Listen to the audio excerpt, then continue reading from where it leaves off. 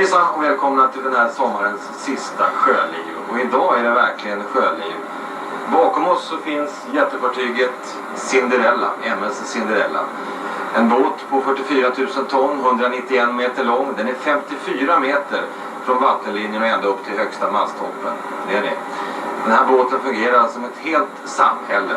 Och det är det samhället som ni och vi ska titta närmare på nu.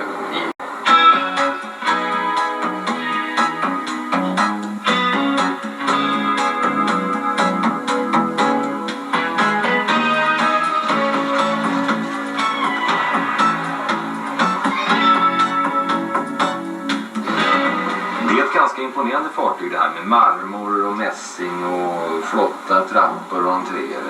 Måste det se ut så här? Måste det väl inte, men du måste väl erkänna att visst ser det fint ut.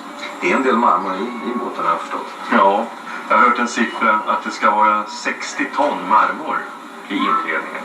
Riktig marmor alltså. Är det här som en sån produkt som passagerarna kräver att det ska vara? Är de så bortskämda? Eller är vi så bortskämda så att vi måste ha sådana här båtar för att kunna åka ut till Finland? Måste vi nog inte, men det här är nog guldkanten på vardagen för väldigt många människor. Man kanske vill åka till Karibien, man har sett prospekt om lyxkryssar och så vidare. Och så finns det faktiskt en sån här i Östersjön. Och ni försöker då med Cinderella att efterlikna det här då? Efterlikna? Ja, kanske på sätt och vis. För att det är ungefär samma koncept man har på de karibiska kryssarna. Vad har ni mer lyxerbjudande? Vi tittar runt i flotta matsalar och finns det något sånt här exceptionellt? Ja, jag tycker absolut att du ska ta en titt på badet. Forum Relaxum. Där kommer det förresten att träffa på mycket av den här marmorn vi pratar om. Och en del kristall också. Det är faktiskt 30 ton kristall också i det. Hur gör man med bad på båt när det går? Kan man ha vatten i det? Vi har badet så pass långt ner. Många gäster undrar varför vi inte har badet högst upp. På fartygets topp så att säga. Så man kan bada utomhus. Men det kan man faktiskt inte göra för på grund av stabilitetskraven. Sen lär det finnas, om man nu vill kosta på sig något rejält när man åker med den här båten, luxuösa hytter. Ja, verkligen. Du kan faktiskt hyra en 2-rummare, en svit. Med kristallkronor och ja, allt som du överhuvudtaget kan tänka dig. Det är ett hotellrum av högsta klass. Vilka som gör det då? Du, det är faktiskt inte alls ovanligt att de här sviterna är uthyrda. Det kan vara bröllop, silverbröllop. Det kan vara andra bemärkelsedagar. Eller kanske att du vill ha en liten minikonferens med din anställda. Men det kostar lite eller? Det kostar lite, visst gör det. Men okej. Du kan ju titta vad du får för pengarna. Men de flesta av oss när vi åker, vi får ju ligga och sova under vattenlinjen utan fönster, inte så? Ja, det har varit så. Och visst finns det den typen av lågprishytter fortfarande. Men flertalet av hytterna har faktiskt fönster. Det har allt mer blivit ett krav att man vill ju se den vackra svenska, åländska och även Åbos vackra skärgård.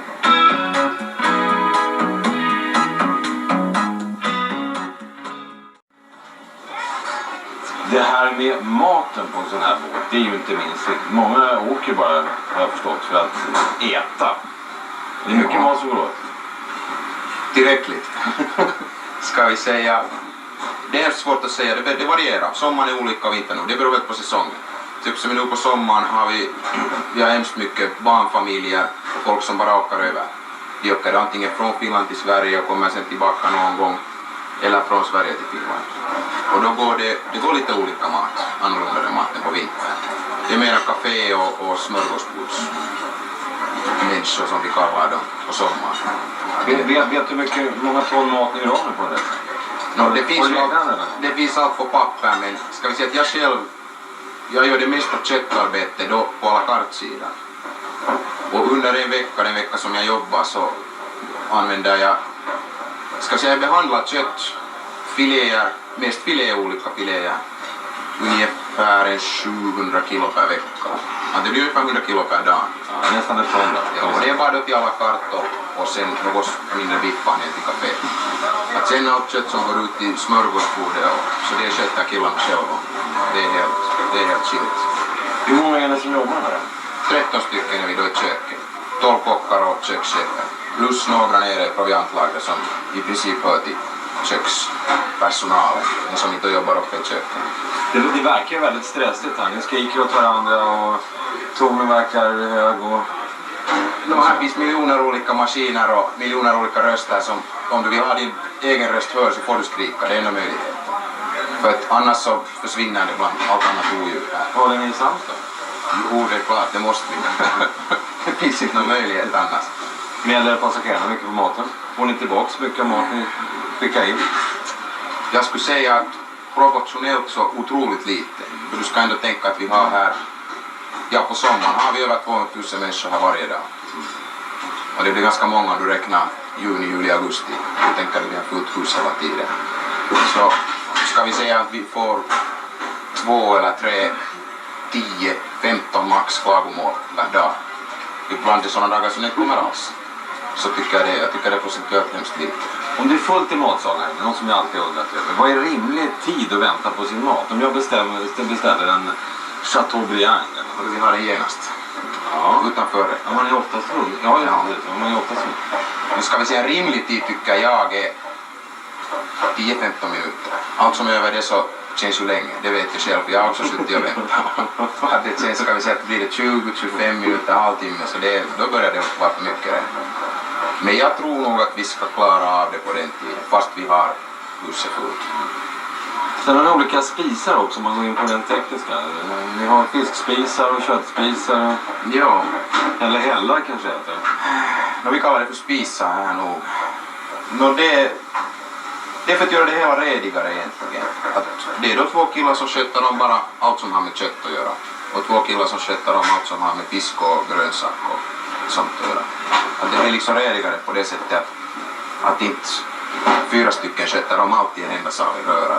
De vet precis vad de ska laga och de här 2 vet precis vad de ska laga. Att de behöver aldrig liksom diskutera sinsemellan att hur ska vi nu göra det här? Och jag behöver aldrig fundera vem ska jag be det här av och vem ska jag be det här? För jag vet att det här är deras jobb och det här är deras jobb. Det behöver inte fundera på. Det är mycket klarare på det sättet. Nu måste jag fråga dig, vad äter du privat när du är ledig? Ja, Va? allt som andra lagar. Ja. Vad ska jag säga? Makaronilåda, allt husmanskost. Inte sån här? Nej, man blir trött på det. Alldeles säkert.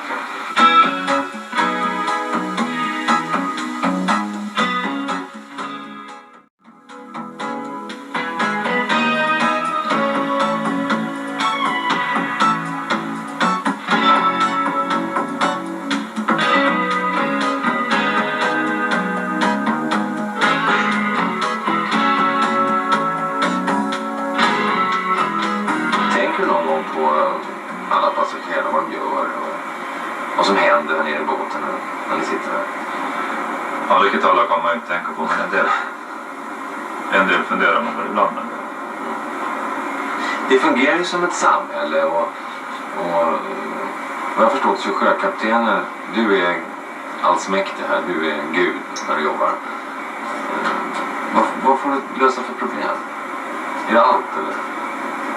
Nej, allt löser jag inte. Jag har ju goda medarbetare som löser en del då. Om det blir något större problem så att säga så får jag väl hoppa in. Men om det skulle hända någonting allvarligt som något kriminellt här på båten så är det du som polischef tror jag. Ja. Vad gör du då? Ja, det kan jag omhänderta och lämna över till polisen som man gör i landet.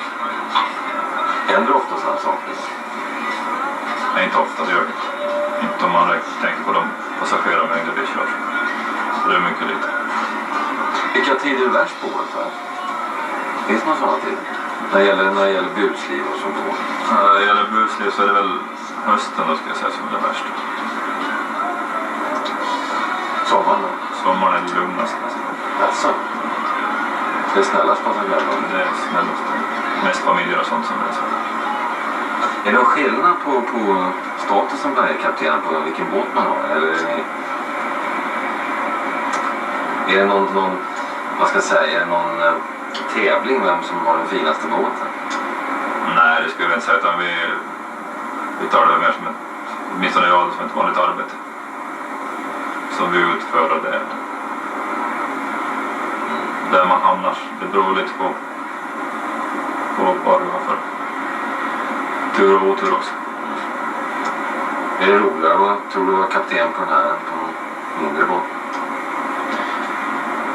Nej, roligare vet jag. Det kan vara roligt att gå på en liten också. Man ska ju jobba där man trivs, det tycker jag.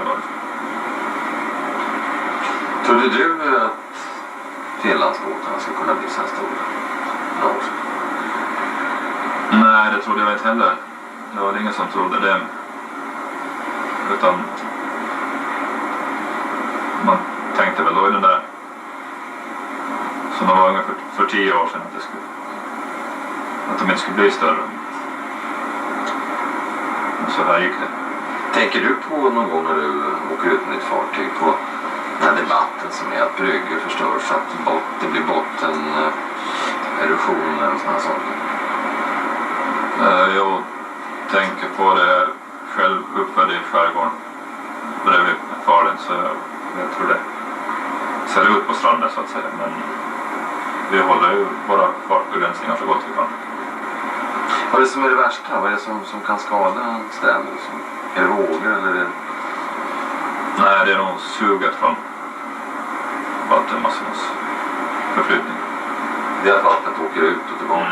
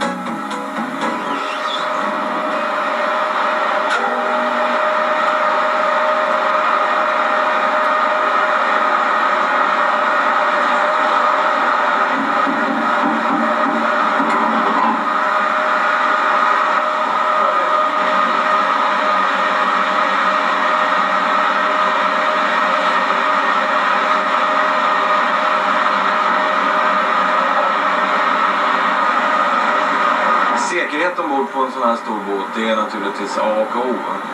Och nu är vi i en båt som förhoppningsvis aldrig kommer att användas. Det stämmer precis det. Vad är det för båt här? Det här är en livbåt, en utav Cinderellas stora livbåtar. Den rymmer 150 personer. Och som vi naturligtvis inte gärna hoppas på att vi ska behöva använda.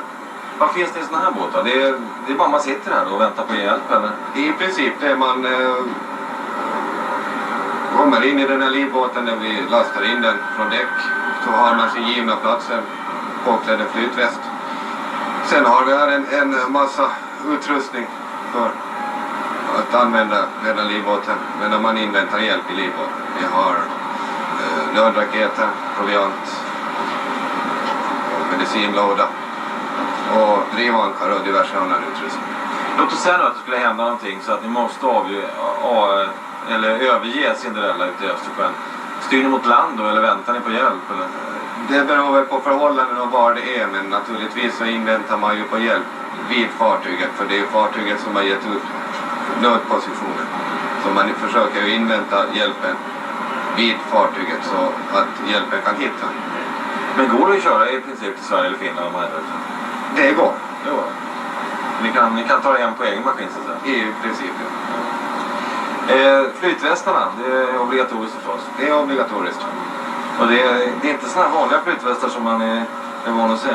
Nej, de är ju naturligtvis lite klumpigare, men det här är flytvästar som är godkända utav sjöfartsadministrationen här i Finland.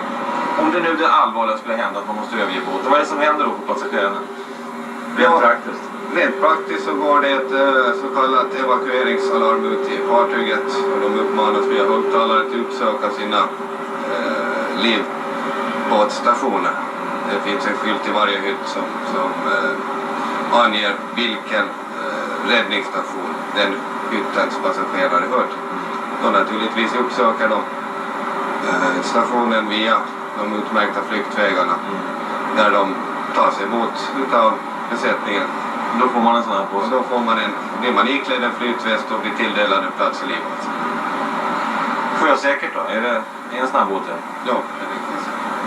Det kan blåsa mycket som helst. Ja, men Men gungar rätt bra. det gungar rätt bra. Ja. Därför finns också sjösjukepiller med i medicinlådan.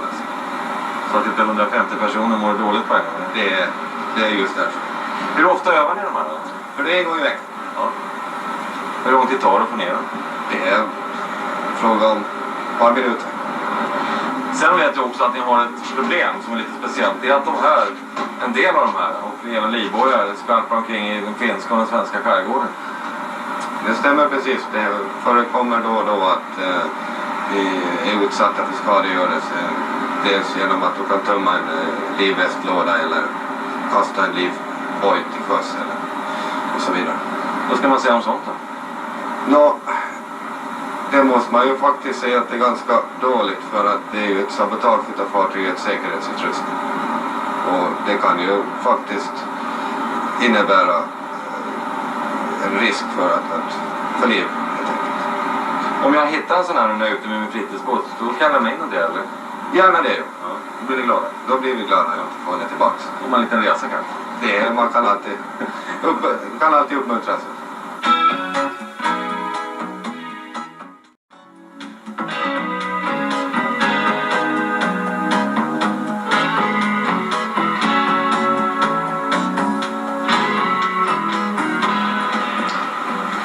Nere i det här stora fartyget så kommer vi in i hjärtat. För det här är väl nästan hjärtat i alla fall. Det måste man säga, ja. Det är det. Maskinrum på fartyg, då kanske man tänker sig som det var på filmerna förr, att man står och öser in kol i kolpannan, men så är det inte idag. Nej, det är det inte. Nej. Det går ju helt automatiskt det där bara. Det är ju olja. Så att, det går lindrigt. Vad är det för maskiner ni har då, de här stora? Och det är dieslar, V-motorer, 16-cylindriga huvudmaskiner. Totalt 32 000 kilowatt för framdrivning. Och det blir några hästkrafter också? Det blir nästan 40 000 hästkrafter då. Hur fort kan man få fram ett sånt här fartyg med så mycket motoreffekt? Normalt kör vi ju inte mer än 20 knop, men den går väl 23. Lite över till och med om man riktigt. På provresan gick det väl över 23. Det var nästan som planen då. Ja, vi brukar säga så. Ja. Det jag undrar över, ni har 2 propeller ut. Måste man ha det? Ja, det måste man väl inte, men det är nog ganska, eller det är bra att det har det på en sån här båt som har in och ut i hamnarna hela tiden. Så blir manövern mycket bättre då till att vrida den. Och sen har ni 2 motor på varje propeller. Hur funkar det då? Går de i samma fart eller? Ja, det funkar bra. Det kopplas in då med synkroniserar in i varandra där och kopplar in dem, så att det är inga problem med det. Det drar jämnt och fint. Sen kan man koppla ur och i det där hur man vill efter behov. Enligt fartbehovet. Hur pass driftsäkert är det systemet? Måste ni hela tiden övervaka och lösa saker och ting? Det är klart att vi måste övervaka och åtgärda också ibland. Det är därför vi är här. Men det är gjort för att köra i obemannat det här. Man kan köra i obemannat, ja. I 12 timmar kan man köra utan problem. Helt obemannat. Och då kan man sköta från bryggan då eller? Då sköter man driften från bryggan, annars sköter det sig självt. Ja. Men sen då är det ju alarm då till våra hytter dit också. Det är den som har jour så larmar det, då måste gå ner och titta när det är någonting. Händer det allvarliga fel någon gång? Det är väl sällan som det gör det. Det händer det någon gång, men här har det nog inte hänt någonting nu. Det är så pass nytt det här. Vad har ni mer här inne? Just det här kontrollen, men det verkar väldigt mycket mätare som mäter ström och ampere, volt och watt står det på mätarna. Ja, det finns mycket här. Det är ju datoriserat det mesta numera. Så att vår dator som heter Selma, den sköter ju egentligen allting. Vi kontrollerar den sen då och så vidare. Men den styr temperaturer och den styr tryck och den sköter i stort sett allt. All övervakning. Vi har 1700 punkter ute i fartyget som den övervakar hela tiden, kontinuerligt, dygnet runt.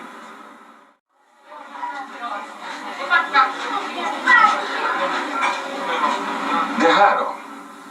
Vad betyder det? Ja, Taxfree. Taxfree-hanteringen är ju en stor del, en stor inkomstkälla för oss, och den subventionerar ju andra delar så att du kan resa billigt, att din hytt är billig och att du kan komma billigt ut i Finland överhuvudtaget. Men de politiker då som har varit fram och tillbaka, en del politiker vill sätta stopp för det här. Vad händer då? Är det kört då? Nej, inte det kört för vår trafik. Däremot är det nog kört för de billiga priserna på resor. Det vill säga att gemene svensk eller gemene finländare kan åka billigt, som jag sa. Därmed minskat antal båtar, färre anställda. Mycket troligt, ja visst. Men trafiken upphör ju inte eftersom det här är Europavägen. Vi har ju källaren alltid full med lastbilar eller personbilar. Det är ju största delen av handeln mellan Sverige och Finland på de här färgerna. Hur pass mycket påverkar de här båtarna då alkoholkonsumtionen då? Bland svenskar och finländare? Jag tror att det är väldigt liten grad helt enkelt. Och du vet, faktum är att det här med taxfree-spriten, det är någonting som minskar i vår försäljning. Människor köper idag istället allt mer kvalitetsviner. Och det tycker vi är positivt. Men helt klart, skulle det bli förbud mot taxfree-försäljningen så då är det allvarligt. Det är definitivt allvarligt därför att det rubbar ett trafiksystem som har byggts upp under flera decennier.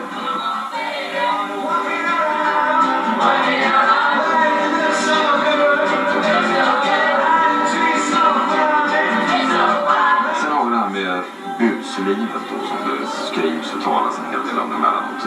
Hur är det med det egentligen? Ni har diskoteker och barer och folk kan dricka i stort sett hur mycket som helst. Ja, jag törs påstå att ordningen ombord är bättre än på samtliga nattklubbar i land. Man måste ju betänka att en båt som Cinderella tar alltså mer än 2000 passagerare. Varav många av dem är naturligtvis ute för att roa sig.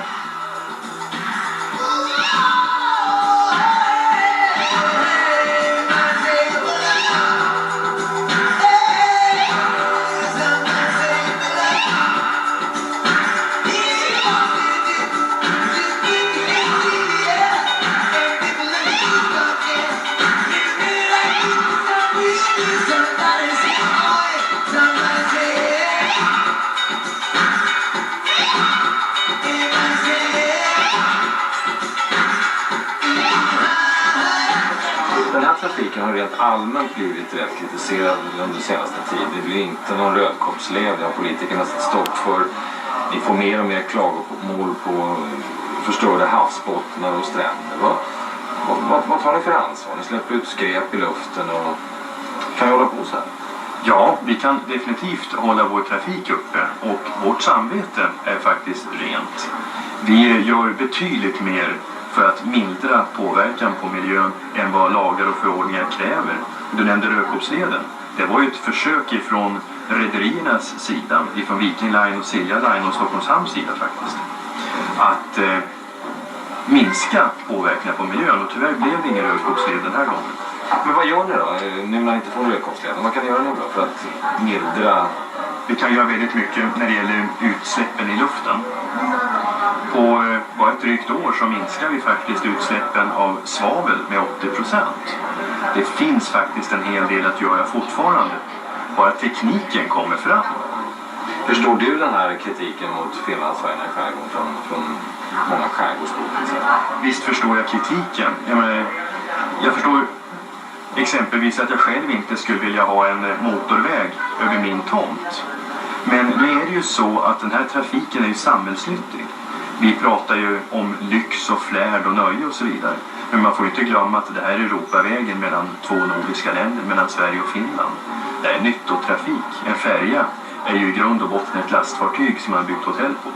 Kommer det finnas plats för alla båtar som går här med er och Silja Line och även några andra rederier? Finns det underlag för allt det här? Det verkar så. Den Tiden är ju sämre. Ja, men den här sommaren som vi nu har bakom oss, det är rekord månad för månad. Vi har haft absolut fullbelagt hela sommaren. Och du vet, det har blivit allt dyrare att ta en charterresa söderut. Så många människor, när plånboken blir lite tunnare, ja, de väljer att resa med exempelvis Cinderella istället med familjen 2-3 dagar. Tror du att på sikt det kommer att öka med antalet båtar eller kommer det minska? Jag tror inte det kommer att öka. Möjligtvis minska. Men i stort så tror jag att trafiken kommer att se ut som idag.